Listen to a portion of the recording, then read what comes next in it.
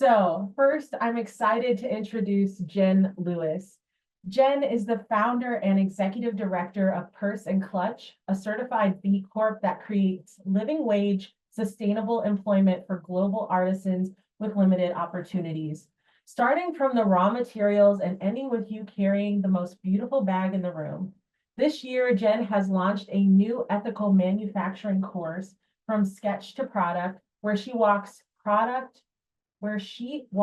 product-based businesses through ethical manufacturing courses, um, and finding the right artisan partners and setting up their first purchase order. She has a degree in chemistry, a master's degree in leadership and ethics, and enjoys vegetable gardening from seeds with her two young daughters, despite mixed results. Hi, Jen. Wonderful. Great to have you. And next we have Luis Ramos. Luis has over 10 years of experience in mentoring entrepreneurs, building teams, and creating processes needed to launch successful businesses. He has advised more than 1,000 businesses from idea to reaching their goals in both Spanish and English. Hi, Luis. Hey, Brittany, glad to be here. Wonderful. All right, so let's go ahead and jump into the conversation. So first and foremost, Jen, I have a question for you as a business owner. Time management is critical for small business success. What's one thing you believe most business owners get wrong about managing their time?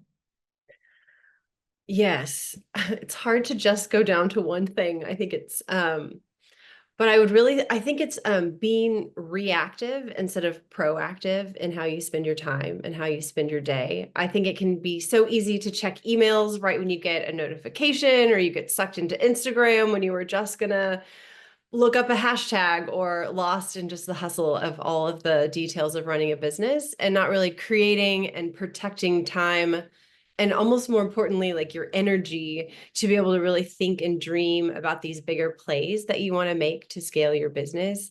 I think if you don't have really clear-cut goals of what you want to do in a day, in a week, in a month, in a quarter, your business ends up running you, and you're just putting out all these little fires, and you're not really looking to see what really matters and what's really going to push your business forward. I recently read a book called 10X is Easier Than 2X. It's by Dan Sullivan and Benjamin Hardy. And the premise is that like you can continue to try to hustle harder and maybe double your business, but the limiting factor is always going to be your time. And I feel like we've all been in that that hamster wheel of just like trying to do more and more versus being able to really take a step back and do the things that only you can do for your business, and really protect that time. That is such an important distinction too, and we'll drop that book in the comments as well. But giving yourself that time and space to kind of figure out where you want your business to grow, so you're not just like trying to keep up or behind the eight ball. That makes so much sense. Luis, time management is, again, critical for small businesses. What about you in your work with so many small business owners? What's one thing you believe most business owners get wrong about managing their time? Honestly, I think one of the most common issues that you see, especially for a lot of businesses that are like in the early stages, right? Like under 5 years, right?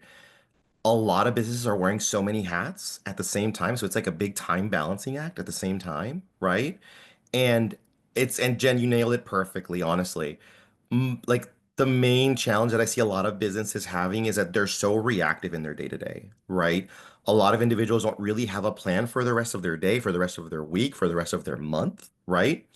And it leads to obviously a lot of reaction rather than like being very proactive as far as like, on this day of the week, I'm doing marketing. On this day of the week, I'm looking at my finances. I'm doing my accounting, right? All of these different things. And that's really where we start seeing a lot of issues with a lot of small businesses, right? It's really being organized, right? And honestly, the big thing here is learning when to take hats off, right? And because eventually every business will get to this stage where you're growing and there's going to be better uses of your time rather than just doing your marketing, doing your accounting, right? Your time could be better used selling, and at that point, maybe it is better to start investing time, money, right, into a formalized accounting system, hiring an accountant, different things like that, right? Just because you are your business and you're going to be the one that makes it grow, but you're going to have the limiting thing here will be your time and your money, right? So how to balance that. Feel like this is one of those common things is when are you gonna step back and let other people help you? So I think that is like really, really important. Jen, as a business owner, how do you prioritize what is most important and what systems help you stay on track? Yeah, so my business coach taught me this strategy a couple years ago, and it's been really helpful. So once a year, some people do it once a quarter, but I only do it once a year. I do a time audit for myself, and I have my team do it as well. And we write down what we do every 15 to 30 minutes. So it takes a long time, and we do it for 2 weeks. And with each line item of how I'm spending my time, I give it a price tag. So it's either going to be a general bucket, a $10 an hour task, $100 an hour task, $1,000, $10,000 an hour task. So like a $10 an hour task would be something like shipping or customer service emails. I mean, I'm actually paying someone more than $10 an hour to do these things for me, but just that idea. $100 an hour for me might be product photography or a social media post. $1,000 an hour might be a newsletter campaign or working on my ethical manufacturing course. And then like a $10,000 an hour job would be like maybe building a relationship with a custom branding client, planting seeds for someone to join me on an upcoming trip to Ethiopia. So then when I like look and I see, okay, I'm still doing $10 an hour tasks, I hand those off to my office assistant. Um, and not that I'm above shipping by any means, like I will absolutely step in if I need to, but if I only have so many hours in a day, I need to start looking at my time. Like Luis was saying, my time and my money are going to be my most limiting resources. And then I need to invest in things that only I can do. So it's like this reframe of like, I'm not spending my time, like I'm investing my time in something that I'm going to like plant a seed for a much bigger return. And then that's how I can then grow my team. So then as my employees are doing that, as they kind of grow their capacity and I can add more $100 an hour tasks to my office assistant, then she's looking at her $10 an hour task and she can basically train someone to do that whenever she's ready. And then she gets a raise and we all kind of move up based on like, is this really hitting the goals of the things that we need to do? And then I'm like very laser focused on the things that I actually need to do to move the needle. Like what are those three, $10,000 tasks that I'm going to do for the month? And then I literally write it. Here's mine right now. Here's my monthly 3 things I'm going to do, my weekly 3 things I'm going to do. And I break it down each month. So at the like the last Friday of every month, I write down what those things are going to be month wise, and then I do the day to day and the week to week kind of as an ongoing basis. But look at the month, and then I say, how much time do I think that this is going to take? So like pre-marketing for Black Friday coming up, right? That's the big thing on my to-do list. So I write down here all the tasks I need to do. I need to write this newsletter. I need to have this many Instagram stories. And then I say, I think the newsletter is going to take an hour.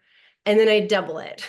And that is the key to success for me, is creating margin in my day, so that if I'm totally stuck on what to write for a newsletter, I can take a walk around the block. I can listen to a book. I can be inspired. I'm not just cranking something out that's low quality, but I'm really raising the quality of the things that I'm doing because I've created the margin. Or let's say I get sick or my kid gets sick and I'm, having I lose a day. It doesn't mean I'm totally derailed and I'm having to work at night and having to kind of fit things in, but I actually have the space and the time for that. Oh, I love that. So many good nuggets in there. First of all, just putting a price to the activities, like you said, and shifting your mindset from like spending to investing your time, like just that small change feels so like an astronomical shift, honestly. And looking at those tasks, okay, this is a $10 task, or this is really going to move the needle forward. And I love how you talked about, having three. Like, it wasn't a list of 50 that you're going to do, this month. It actually feels like achievable. And then moving on to doubling the time. I feel like I could use that as a non-business owner in my own life, because how often do we underestimate how long something takes us to do? And like you said, giving yourself that margin to have life come up or to be super creative. There were so many good things. I feel like there's a whole webinar just in that answer, Jen. That was wonderful. Okay. Luis, I don't know how you're going to follow that up. No, I'm kidding. I'm kidding. Okay, so this is a good question, though. What are the biggest time-wasting habits you see among entrepreneurs, and how can they avoid them? Honestly, it's gonna like tail back to like Jen said earlier, right? There are so many distractions throughout your day, right? And if you're not organized and if you don't have an idea of what needs to be done on a certain day, then you're gonna fall behind, right? So like obviously, like a lot of the times that when I connect with someone and I start working with them for the first time, right? Most of the work really tends to revolve around just organization in general, right?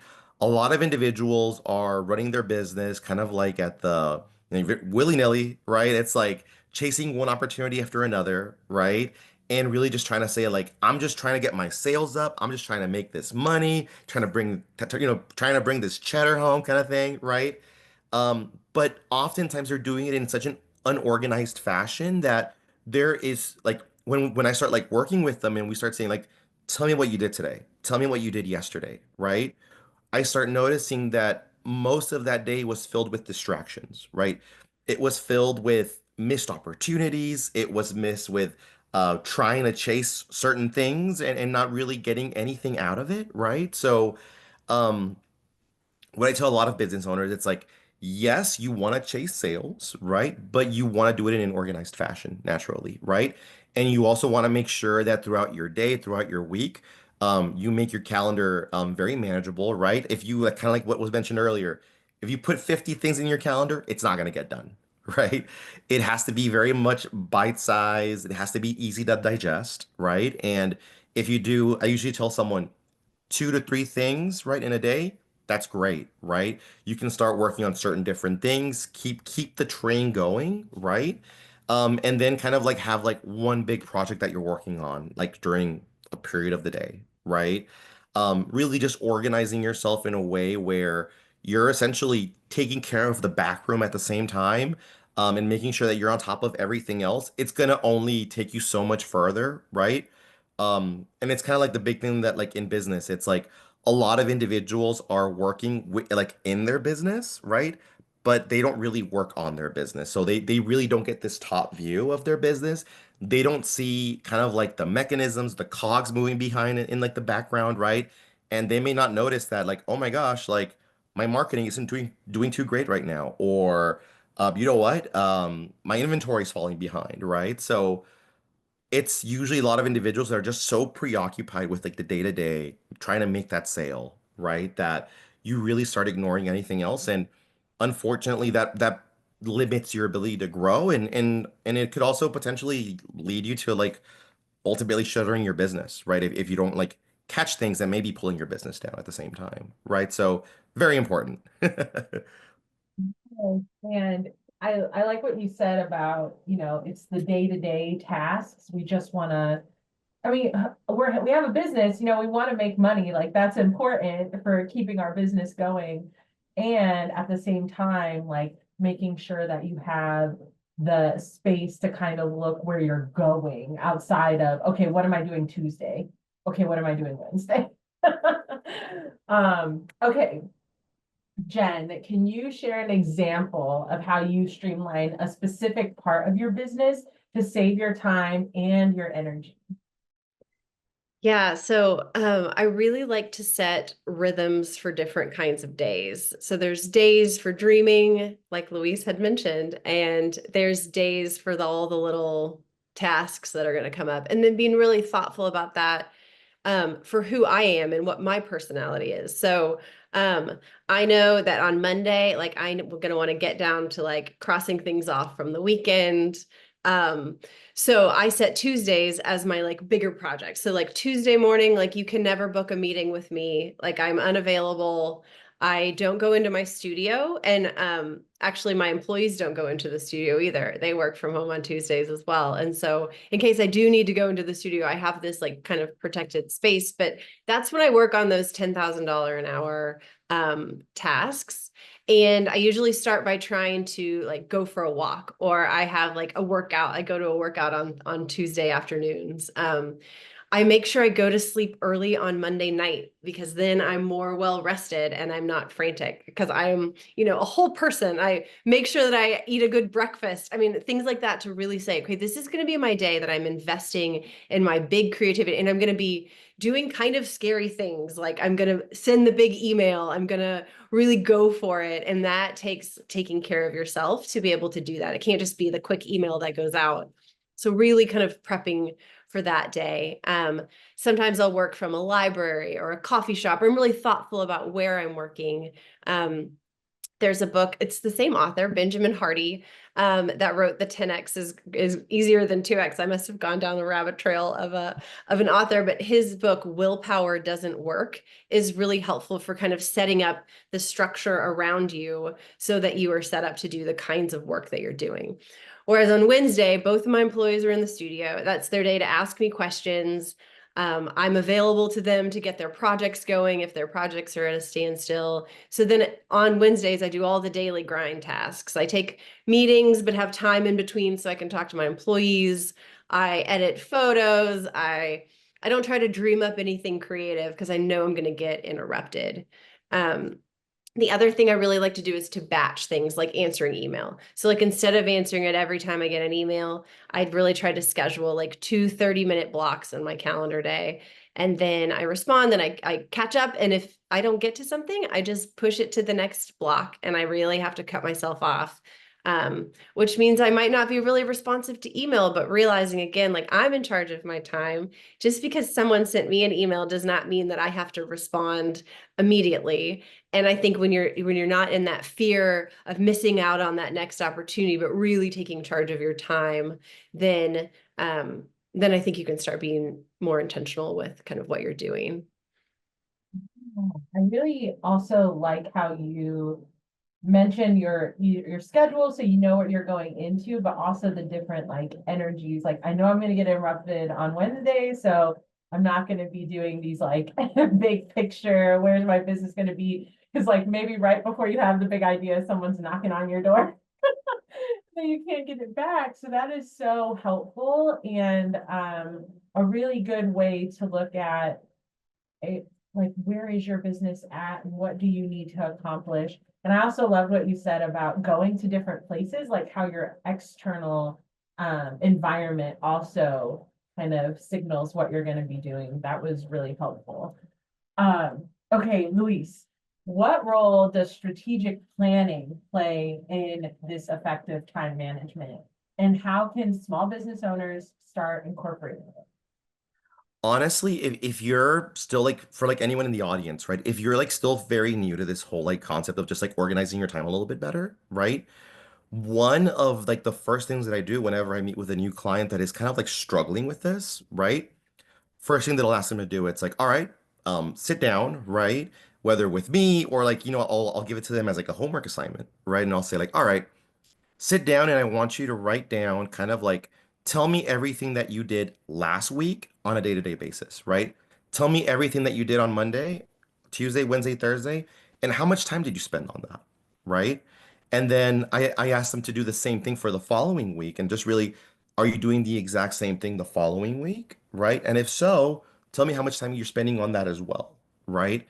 And I think, especially if you want to start doing like being more strategic about your time, you really want to understand from like a top view, where is my time going right now, right?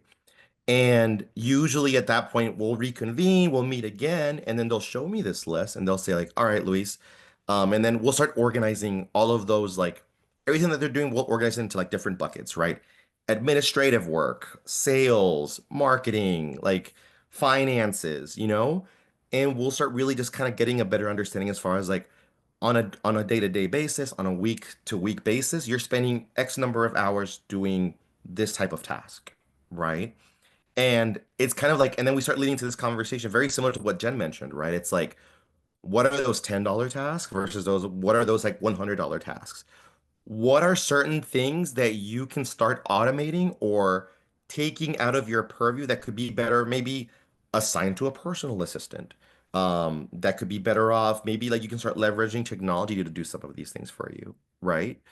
Um, because there's different ways to kind of like approach kind of like maximizing your time. But I think like step one, right, what I tell a lot of business owners, let's sit down, right? Start looking at where your time is going, right? And really from there, start organizing yourself. It's like, oh my gosh. And you'd be surprised. Like a lot of individuals will be like, I did not know that I was spending 5 hours, 10 hours on just marketing, right? A lot of people that will start posting something and then they get distracted by Instagram, right? And they're like, Luis, oh my gosh, like I've spent like an hour during lunch yesterday just looking at Instagram, right? I was gonna post this thing and then an hour later, here we are, kind of thing, right? Because it does happen, right? And the more that you know about these things, the more like if it's a habit that you need to break, you can start understanding what habits need to be broken and what habits you need to create as well in order to run your business a lot better as well. Absolutely. That is really like very helpful doing that time audit. I do not want to do that for my life, but I I like the idea of being able to like dig into those things because sometimes, you're like, oh, I spend like 5 hours a week on marketing. And then you maybe look at this time audit and you're spending double or triple and you didn't even realize it. So that is really helpful and a good way to start like you said, and Jen, like you said earlier, kind of identifying where we could maybe bring in some support or how can we streamline it. Um, okay, Jen, you mentioned this a little bit earlier, especially with your schedule, but interruptions are very common for business owners. So how do you stay focused on your goals while handling the everyday distractions and interruptions? Yeah, when I was started thinking about interruptions, I was thinking like they get categorized for me in two ways, right? There's external interruptions and then there's the internal interruptions. I feel like with the external interruptions, I kind of just need to be aware of them first so that I can manage them. So for me, it's checking my email first thing in the morning. If I do that, I will change my whole day around this email. And so maybe you take your email app off your phone. Because do you really need it on your phone? Maybe not. I don't know. That might be extreme. But other like external interruptions that I find myself all the time is when I'm like, oh, I'm going to have a creative day. I'm going to work from home. And then I'm like, but maybe I'll just grab a snack or maybe I'll just do some dishes when I like was getting some coffee. And then it's an hour later and I'm not actually getting stuff done. So being really thoughtful about where I work and the distractions there. And then I really do think the phone is such a huge distraction. So I have all of my notifications turned off except texts. I don't need to know if there's an alert from some US Today World report. I don't know. I don't know what people get texts from because obviously I don't do that. But definitely social media, even emails, like I want to be the one that chooses to go into my phone. I don't want it to be drawing it towards me. I know some people like to put their phone in another room. I've got kids in preschool and in elementary school, so I'm the primary contact person for actually now I'm like, oh, and nope, that wasn't my school. But I'm the person that would go and pick up the sick kids. So I can't just put my phone in the other room, but there are things like there's an app called Brick. And it shuts off certain parts of your phone. So if you want to have access to texts, but not email, then you can kind of set it for a certain amount of time. Or I think maybe if you're going to say, okay, I'm just going to go into Instagram and that's all I want access to. And I'm going to make 5 reels and I'm going to do it right now. So then you could just have access to that. So I think you can really get a lot more done whenever you do actually need to have your phone for a reason. Or if you're taking pictures or whatever that entails. Because I do think it's hard to say, just like, don't have your phone with you. But I think when you're aware of it, then you become much more better about managing it. And then internal interruptions, I think, are something that as you kind of start to be more thoughtful about your time and you're carving out a good chunk of time to get something done, that's where I feel like it's easy for your mind to be the one that's interrupting you. So for me, it's if I'm trying too many things. I know we've talked about that many times, but it can also be as simple as like having a meeting later in the day. Then my mind is thinking, like all this morning, I was thinking about being on this panel. So like I didn't really get a lot of deep work done today because I was thinking, oh yeah, I want to make sure I say this, or am I ready for this? In the best way, because I want to show up and come prepared. So being really thoughtful about when I'm setting my meetings, knowing that that can add a lot of internal interruptions, and then just not knowing my goals, not knowing what I should do next. When I now have my calendar like blocked out from my tasks, like I go to my computer, I open up my calendar, and it tells me exactly the things that I should be doing, so that I can really stay focused. And then my last internal interruption is truly not being well rested. I see what a huge impact that has. And I have little kids. Sometimes it's nothing I can do about that. But the more I can take care of myself as an individual, the better I can show up as a business owner and not get so distracted by the internal interruptions. Yeah, and I like that we recognize, sometimes interruptions are interruptions. We can't control them, but like, what can we do to take care of ourselves so we're better prepared? And also that app called Brick, that sounds super helpful because sometimes it's like getting on your phone so mindless, you're just like, oh, it's just like almost just a reaction to picking it up. So only getting those things that you need, like, you need to be available for, your kids or a family member or whatever, and that's fine. But making sure you kind of cut out everything else, I think is so helpful. Okay, Luis, what is your advice for entrepreneurs who are struggling with procrastination or just feeling overwhelmed by everything that's on their to-do list? Yeah, honestly, and this is a great question. And I think, and I also saw this in the chat listed a little bit as well, right? It's like, hey, I'm like super overwhelmed, right? Or there's this thing, like there's so many things happening in my business that I don't know what to tackle first, or I don't know what to do, right? So usually for a lot of individuals that are going through this, like, if you're feeling overwhelmed at any point in time, what I tell a lot of individuals is like, obviously first thing, take a big breath, right? Naturally, right? It's like take a big breath, right? And like honestly step away, step away, right? You're not going to get anything done like worrying about it and trying to tackle it at the moment, right? And oftentimes, what I find works for me when I feel overwhelmed myself is like taking a step back, taking a big breath, and just like walking away, right? Walking away could be going to another room. It could mean going outside, right? Enjoying nature a little bit, whatever it is, whatever brings you some sort of relaxation, like relax, And then usually after that, what I will tell a lot of individuals, it's like, okay, then it's kind of like this thing that I mentioned earlier. It's like, what are the things that need to get done versus things that you wish to get done at the same time, right? And especially if you're in a position where you're like, well, Luis, I don't know, right? Like I'm like so lost, right? I need some help, right? One of the greatest things that I would recommend is find a business coach, right? You can connect with, you can get a free coaching through AOF, right? I'm sure you can get that plug in here as well. But connect with like a coach at a CDFI, connect with a small business coach. I mean, there's so many places where you can get one. SBDC, SCORE, your city may have like a small business resource center as well, right? Try to connect with at least a small business coach that can really just kind of like walk you through your stress, right? I think oftentimes a lot of individuals struggle or they may procrastinate or they may feel overwhelmed just because either they're lacking resources, right, or lacking that support as well, right? So the amount of times that someone will connect with me, trying to get a handle of everything that they're doing, right? Connecting with me and then walking them through those things, doing a time audit, for example, right? Walking them through what's the important things to focus on first, right? Rather than just like like panicking, right, at the same time.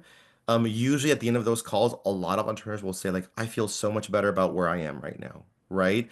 Maybe it's not as bad, maybe like the sky isn't falling anymore kind of thing, right? I have a plan of action, right? And I think oftentimes, whether that's a small business coach or it could even be like someone in your family, right? Just having someone to talk to, having someone to bounce your ideas, right? And oftentimes it's just getting that like confirmation, getting that self-confidence back, right? So that you don't feel so alone because what a lot of people tell me, and I've heard it time and time again, right, is like being an entrepreneur and being a small business owner, it can feel like the loneliest thing in the world, right? Just because no one will understand that same number of like same amount of stress, right? If no one in your family has a small business, they won't understand what you're going through, right? And oftentimes it's working with, being in a small business community, having a coach, or just having a conversation with someone to really just start unloading yourself, right? Just because I feel like that's the first step. It's unload yourself and really just recenter yourself to find out what's the important thing that you should be working on and how to proceed forward. Long Yes. answer. Yes, I love that. It is really hard to think clearly when you're overwhelmed and everything feels very big, and it's definitely not diminishing like how much there is to do, but getting that clarity and having someone else externally to you help bring you down and like, okay, what can I do next? Like, what is the next best step? And Louise, flawless plug for our free business coaching at AOF. I went ahead and dropped that link in the chat. You can check it out if you're here and you're struggling with that. There are so many different categories too that you can meet with a coach on, whether it's strategic planning or marketing, or if there's a specific area that's overwhelming you. So totally agree that if it's not a coach, even if it's a friend or someone else to help you kind of like take the pressure off, like the lid off a Instapot or something, like, oh, it's time to like release the pressure. So that's really helpful. Okay, so Jen, I feel like this is a really big question I'm about to ask you. But as a business owner, how do you set those boundaries between work and personal life? And how do you make time to recharge when sometimes as a small business owner, like the small business is your life? Yeah. Yeah. It's such a challenge. I feel like I've tried multiple things that have not worked. I've kind of come to settle into thinking in terms of seasons instead of in terms of balance. Like I'm never going to be able to balance everything at once. I'm holding too many things. I've got a 4-year-old and a 7-year-old. I've got friends, I have family. I mean, there's too many roles to play, and I'm trying to run a business. Um, so I just realized like right now, Q4 retail season, like I'm going to work more. I'm going to work on evenings. I'm going to work on weekends. I explain that to my family. We make a plan ahead of time.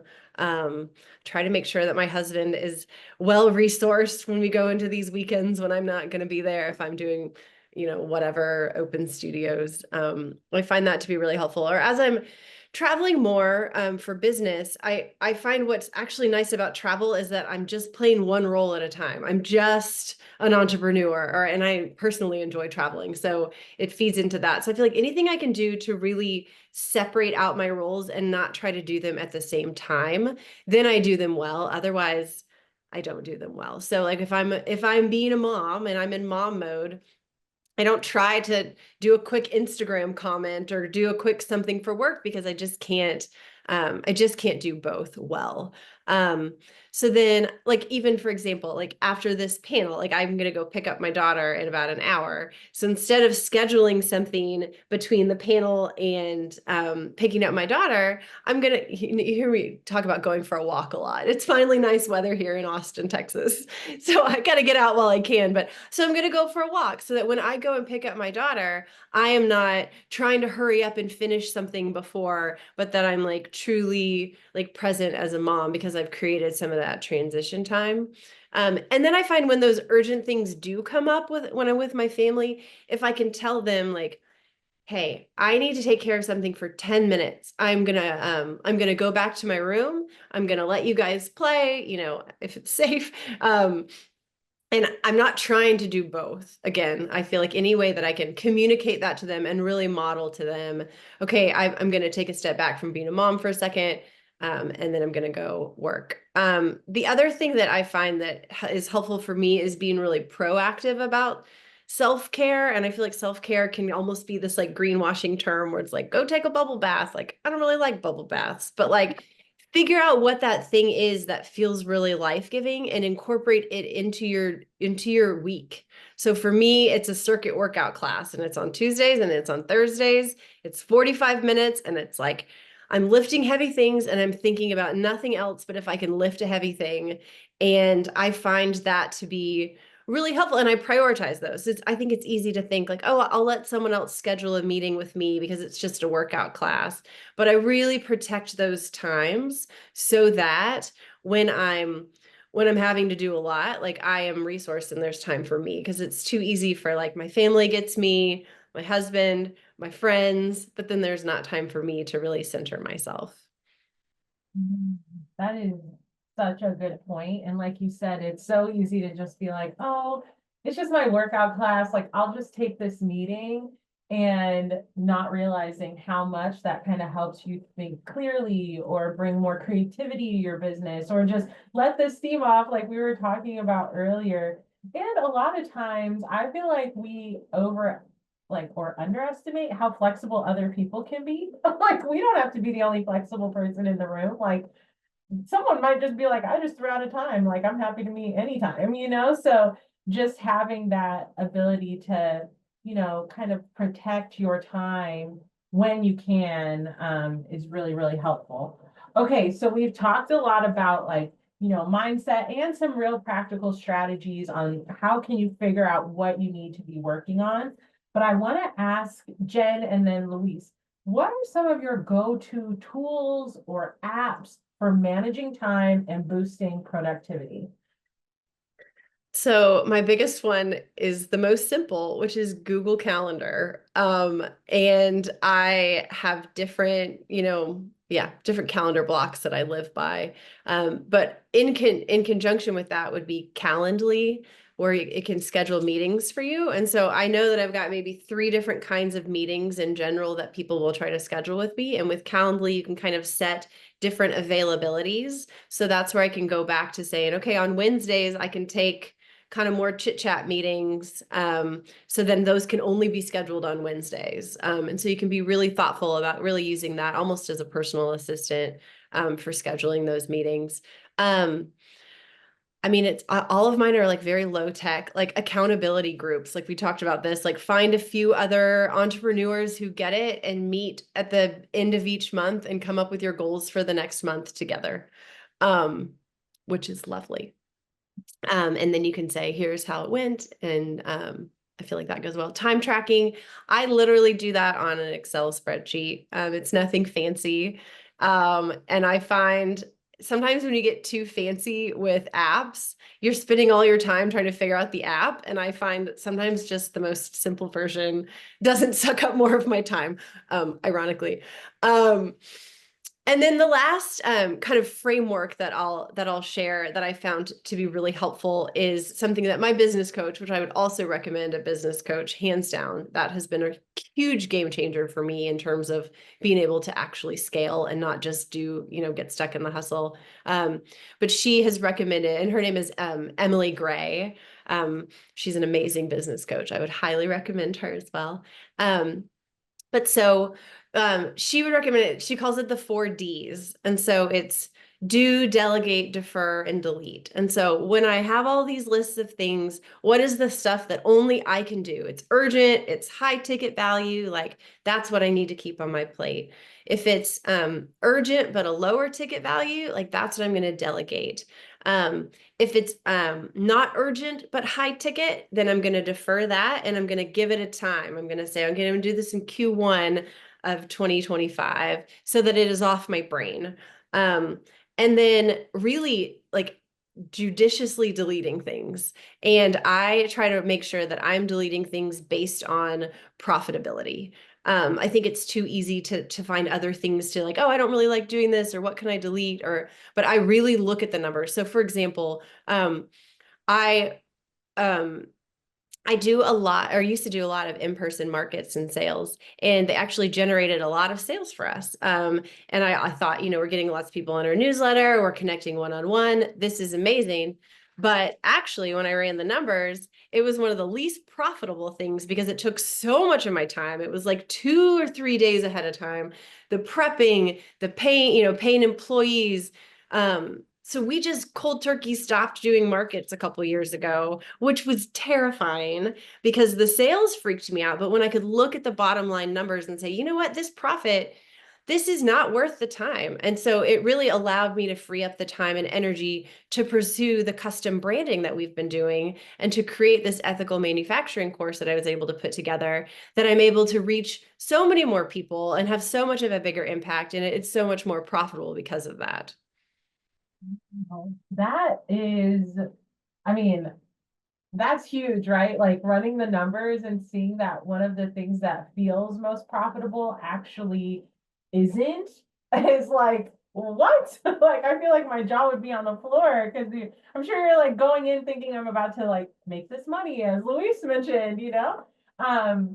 Okay, before I get into all my thoughts, someone asked, Jen, can you repeat the 4 Ds when you were talking about that kind of access of how you decide what's important and what's not? Yeah, absolutely. So the first one is the things to do. So the things I need to do would be high urgency, high importance or high dollar value. And then the things that I would delegate would be high urgency, but kind of the lower level tasks. And then defer are the things that are high level that I need to get to, but are not urgent. So I can kind of park those in another quarter. And then delete are the things that are low urgent and not really bringing in any money. Got it. Okay, thank you. That is super helpful. But yeah, and having that kind of access, so it's easier to decide what you should be doing and what you can drop. And even if you're a solo business owner, I feel like there's some really good information in here as well, as like what you can project when you do finally bring on help are things that other people can support you with. So if anyone, I know we've seen some questions and we're going to get into our Q&A in just a bit, but if you are running a business solo, there's still some really good tips in here on how to manage your time more effectively, which is arguably like even more important if you're the singular person running your business. Okay, and let me see. Okay, Luis, same question for you, because as I mentioned earlier, you have helped like over 1,000 businesses or something wild, which is wild to even think about. Like help them when and as they're trying to grow. So I'm sure there are a lot of things that you have, seen business owners using. So do you Oh have yeah. any go-to recommendations for tools or apps to manage productivity and time? Definitely, yeah, and I think just to go along with Jen as well, right? It's like a lot of individuals look at technology to kind of like release a lot of this like burden from like time management, right? But I think it could also be a double-edged sword, as Jen mentioned, right? So just be careful. Like I've had some clients that'll jump on every single app trying to save time, and it ends up turning out into them investing so much time trying to figure out how everything works that like really nothing gets like saved or gets done, unfortunately, right? And that does happen, right? But some things I always tell a lot of individuals, right? I think like the most important thing here is just making sure that you're organized, right? And it's kind of like the 4D approach. I think that just knowing the value of your own time is going to be like very important, right? But at least some things that I've seen some people use that have been successful. For example, there is an application that I have a lot of clients that have mentioned that they love using. It's called Buffer, right? And it is this social media tool that essentially will connect all of your social media accounts under one application, right? So a lot of individuals will use Buffer in order to like do a Twitter post, do a Facebook post, and basically it all happens under this single app, right? So oftentimes my entrepreneurs that I work with will dedicate a certain amount of time throughout maybe like the beginning of the week or something, right, to do their marketing post for the rest of their week. They'll use that app and they'll essentially create all of their messaging for the rest of their week. And then Buffer will like post those on a timely fashion whenever you want those things to get posted, right? So it'll buffer it out later, right? So really cool app, right? There's also like a lot of like time management systems like Asana or like Trello, right? If you want to get a little bit more nitty gritty as far as like I want to manage my time to like minute detail with like sub goals and stuff like that. There are tools like that, right? But honestly, what I tell a lot of individuals is like use what works best for you, right? If you know that you're going to get into this app and you're never going to use it, don't use it, right? Oftentimes I've seen a lot of individuals have a lot of success with just carrying like pen and paper and having those little like calendars, right? Where they just like write stuff down for the rest of the week. That works fantastic for them, right? So I would say, yes, there is technology. Yes, feel free to use it, but use whatever you feel more comfortable with at the same time, right? Like Jen mentioned, you have an Excel sheet to do certain things. If that works for you, fantastic, right? Um, um, I just think of Excel sheets and I think of horror, right? But at the same time, it's like if it works for you, utilize it, right? And I think lastly, I would also just make sure that there are some core elements of your business that you should use technology for, right? So, for example, if you're doing all of your bookkeeping out of an Excel sheet, right, or if you're doing it out of pen and paper, right, naturally those things will take up so much time and effort throughout your day to just manage, right? So for things like that, I do encourage that you start looking for other resources or start looking for ways to outsource a lot of that work if possible, right? So whether it's hiring a bookkeeper, hiring an accountant, or even finding technology that can automate a lot of this stuff for you, I would just start at least dabbling and start doing some research, right, in different accounting software and stuff like that that does exist. You don't need to be the master. You don't need to know how to use it. But at least having a way to have someone do it for you would be super beneficial long term, right? So, for example, hiring a bookkeeper, it's not that crazy expensive, depending on where you live, of course, right? But I have clients that hire a bookkeeper, they charge them like $70 a month, right? And they do all of their bookkeeping for them, right? So there's different ways to just start outsourcing a lot of this work that you don't have to do yourself because at the same time, it's where is your time best served, right? What are the things that are going to help you continue to grow your business? And at the same time, start taking stress away from you at the same time as well, right? So look for additional help, outsource some of the work if possible, right? But make it work for you. Yes, and I think both you and Jen hit on something really important that like if you're not going to use it, don't use it. You don't have to bring on every single other app because that can be a time waster, which is kind of ironic, right? That you're going to put all this time and effort into this app. So I think those are super helpful in, okay, here are some good options if that's what you need. And also, I think, Louise, when you mentioned a bookkeeper, being $70 a month and some of these things just being a little maybe more affordable than we initially thought as business owners. So not completely taking yourself out of the delegate gang if you're like, because maybe there is an option in there. Okay, so before we get to the Q&A, my last question, Jen, I want to start with you and then Luis. If a business owner could start just one new habit tomorrow to save time and reduce their stress, what would you recommend, Jen? I would recommend just creating a simple routine for whenever you first sit down and start your day. And it just lets you take a beat and be really intentional about how you're going to spend your day. You can maybe be looking over your calendar. For me, I get out my little Post-its so that I know what I'm doing for the day. I drink my cup of coffee from start to finish. I really think about what I want to do for the day, and then I open my email, or then I begin. And I even create in that little like starting buffer on my calendar, of course. So I have 15 minutes. And that's it. It just takes 15 minutes, but I feel like it just kind of grounds you into being more intentional about your time. Yeah, so kind of setting, like you said, an intention for the day before you just get into the flurry. Louise, same question for you. If a business owner could start just one new habit tomorrow to save time and reduce that stress, what would it be? Honestly, I think it's going to be very similar, right? It's going to be like the same assignment that I do with all of my clients that are struggling with this, right? It's like if you just give yourself an hour after this webinar, whether it's today or like throughout the rest of the week, take some time, sit down and do a time audit, right? Start finding out exactly where are you spending most of your time throughout your day as a small business owner, right? And then from there, start learning exactly how much time are you spending doing certain things. And even from looking at this, what's bringing you the most stress, right? Just because being able to look at it and really understand where that stress is coming from will help you better understand how to plan ahead as well, right? So just know what's ahead and being organized is it's always the first steps to success. Whether you're trying to get financing, save time, right? Whatever, it will always yield success later.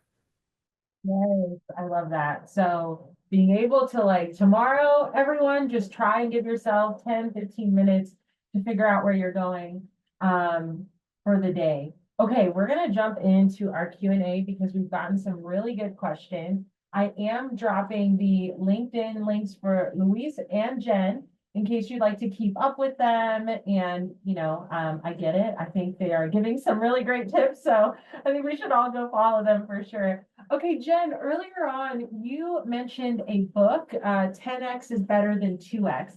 Can you tell us again why that book was impactful for you and what you found helpful about it? Yeah, absolutely. So the premise of the book is that most people are just trying to 2x their business. They're trying to double their business. And if you're trying to double your business, you're just trying to do more of what you're already doing. Versus if you think about what would 10x my business? Like you're having to think really big. You're having to really go after these like premium clients. You're not doing what anybody else is doing. And I think when you can really clarify what is that thing that you can bring to the table that other people can't, then you kind of know how to spend your time. Like, oh, I need to be doing, for me, it's custom branding. I love ethical production. I love working with the artisans. I need to be spending my time finding more partners that we can work with, not trying to sell a handbag, not trying to just sell more handbags. So I think it's really trying to think bigger and how that kind of dictates how you think about your time.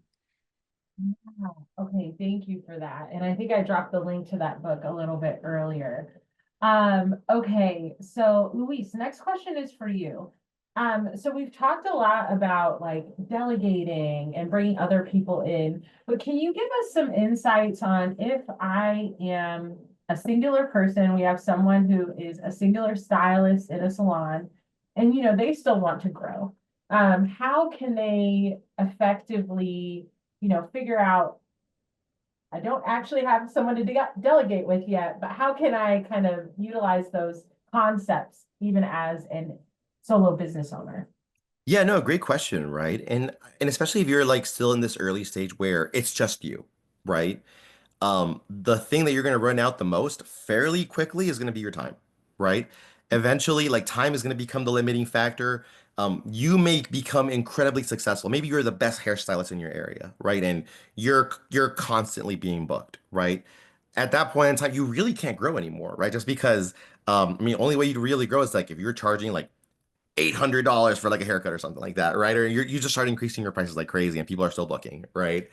But outside of that, right? Like time really does become your limiting factor, right? So it's really getting a better understanding as far as like, okay, with my time being a limiting factor, what do I want to do then to ensure that my business is still in a position to continue to scale, right? What does success, so you really want to identify what success means to you, right? What does a successful business for you mean as a stylist, right? Does it mean having your own space? Does it mean having your own space and also having multiple stylists that are your employees, right? Or is it having your own space and subcontracting out booths, right? Success can mean different to different stylists, right? Just because I've worked with a lot of stylists in the past, right? So you really want to understand what your next steps are, right? It's what is success for you, right? What do you ultimately want to see your business get into? And honestly, I think in this case, where I think you would benefit tremendously is connecting with a business coach, to be honest with you, right? It's really having a business coach that can really start setting some of those like goals for you and start saying, okay, you want to do this. In order for you to get there, you need to do X, Y, and Z first, right? But yeah, I would just say, yeah, definitely connect with a business coach, right? It's going to help you a ton, right? Especially if you're still trying to identify what that success could look like for you. Yeah, that's such a good point, and I think really helpful when you're trying to grow. Okay, Jen, we have a question. What if you have a hard time finding people to delegate to? Staffing has been one of my biggest pain points for the business. I think a lot of folks can relate to that. Yeah, that can be a challenge to find good people that stay. I think I feel like I'm always kind of looking. So I'm always kind of putting myself out there on social media saying, just trying to get information or trying to get people to say, oh yes, I might be interested to work for you one day, or like making those connections. I mean, I think you can really piece together a workforce. I don't think it has to be like one full-time employee. I don't even think it has to be two part-time employees. I think it can be a virtual assistant that can do these tasks. I think it can be software that can do these tasks. And then I have found that the best employees that I have gotten have been word of mouth. And so it's been, where are, if I'm looking for, like, I have a lot of success working with moms whose kids have already gone to kindergarten. So it's like a really weird little niche, but I've noticed like that is a really great fit and they're great employees and they stay with me. And so if that's my niche, then I'm going to talk to all my mom groups. I'm going to say, who's looking for 20 hours a week and can come into the studio? Who, is looking for working online? And like, I think it works so much better in my experience when it is, when it's word of mouth, not a, LinkedIn, we're hiring post, and then you're searching through all these resumes and it's intense. So I would say those personal connections could really hopefully help you go far. I think that's such a good point, is that always be looking, that kind of thing is really, really helpful. Okay, so we are already at the top of the hour. Speaking of time management, like that's how quick an hour goes. So I just really want to thank Luis. I want to thank Jen for coming and sharing so many great tips, their expertise. We hope you all feel a little bit more prepared with some of the tips, tricks, tools, and just mindset shifts to like bring in this time management into the new year. And I really encourage you to schedule one of those free coaching sessions, because that is really going to be extremely personalized and we can get into the nitty-gritty details of your business. So thank you all for joining, and thank you again to Jen and Luis, and we will all see you in the next one. Bye, everyone.